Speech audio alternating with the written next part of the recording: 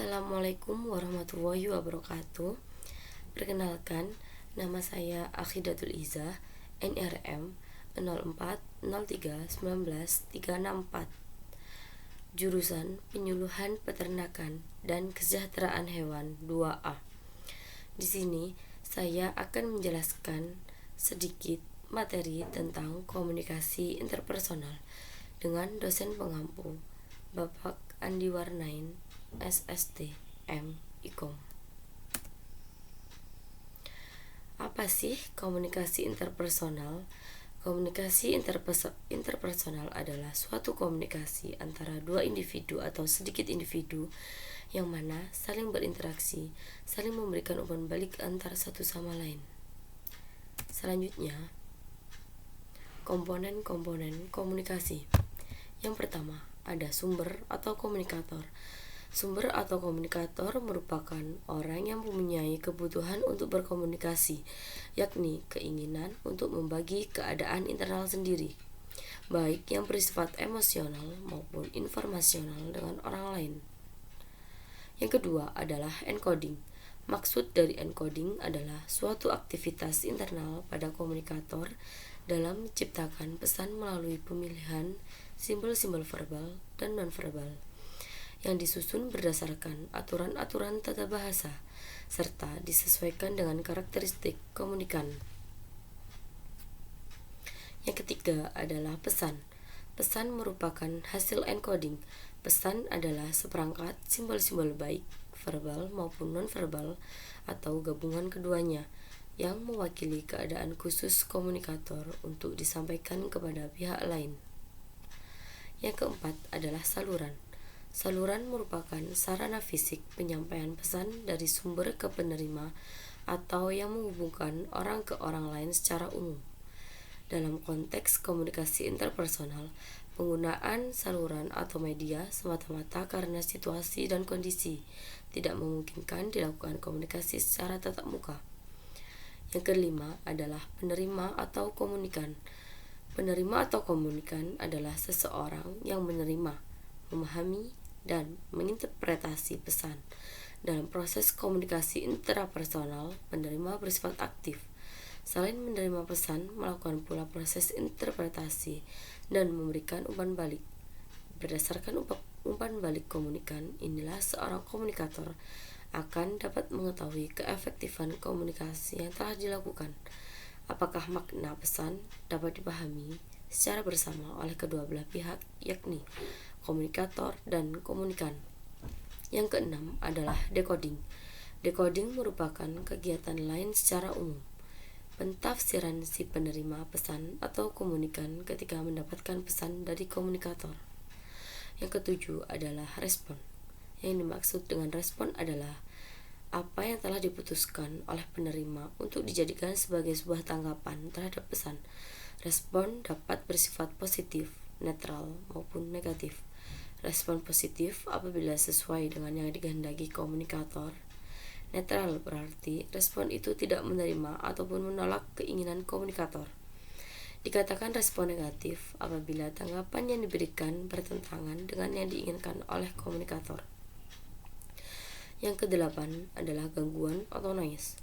Gangguan atau noise beraneka ragam. Untuk itu harus didefinisikan dan dianalisis. Noise dapat terjadi di dalam komponen-komponen manapun dari sistem komunikasi.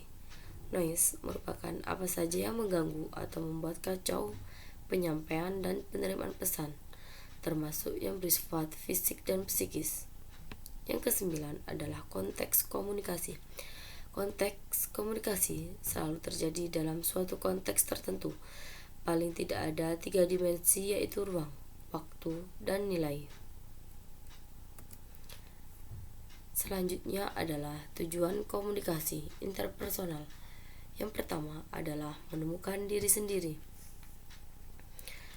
Menemukan diri sendiri yang dimaksud adalah bila kita terlibat dalam pertemuan interpersonal dengan orang lain, kita belajar banyak sekali tentang diri kita maupun orang lain. Yang kedua adalah menemukan dunia luar. Yang dimaksud adalah menjadikan kita dapat memahami lebih banyak tentang diri kita dan orang lain yang berkomunikasi dengan kita. Yang ketiga, membentuk dan menjaga hubungan yang penuh arti. Salah satu keinginan orang yang paling besar adalah membentuk dan memelihara hubungan dengan orang lain. Selanjutnya,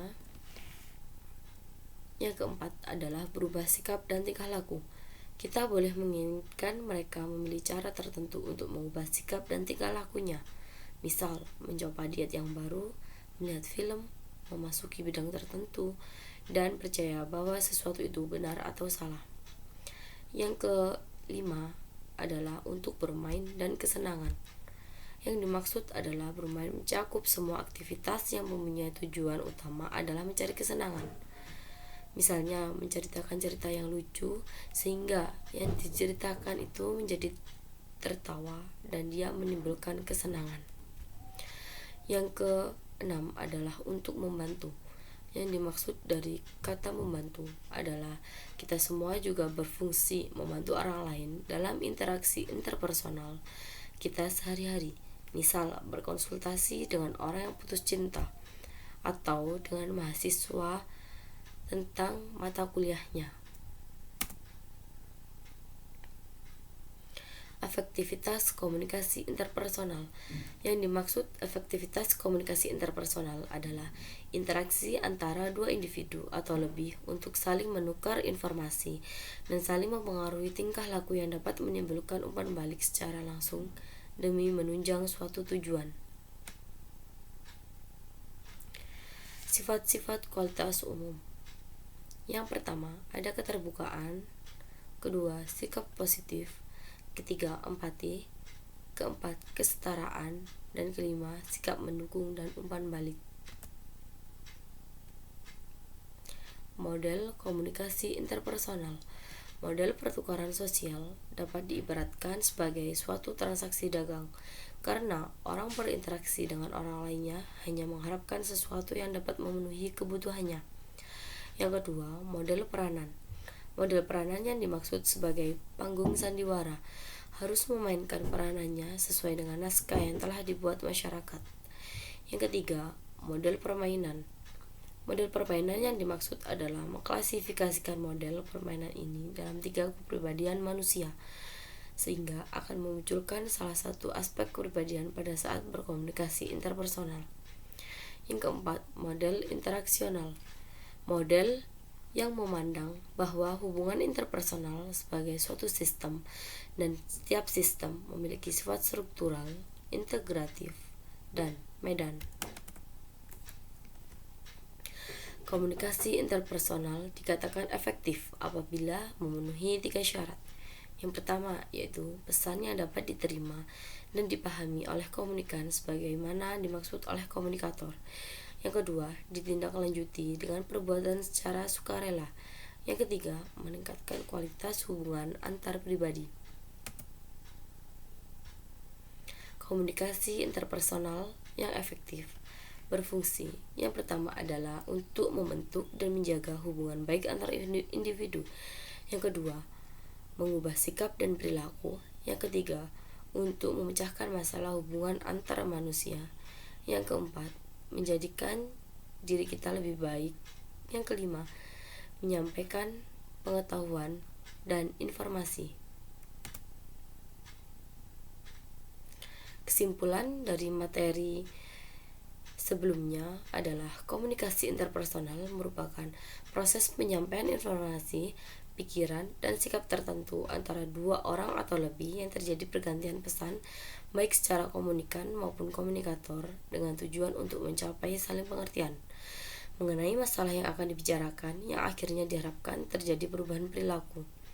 Tujuan komunikasi interpersonal adalah menemukan diri sendiri, menemukan dunia luar, membangun dan memelihara hubungan yang harmonis, mempengaruhi sikap dan tingkah laku, mencari kesenangan, atau sekedar menghabiskan waktu.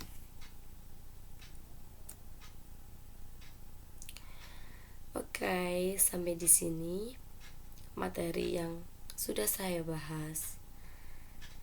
Apabila ada yang kurang, saya mohon maaf dan thank you.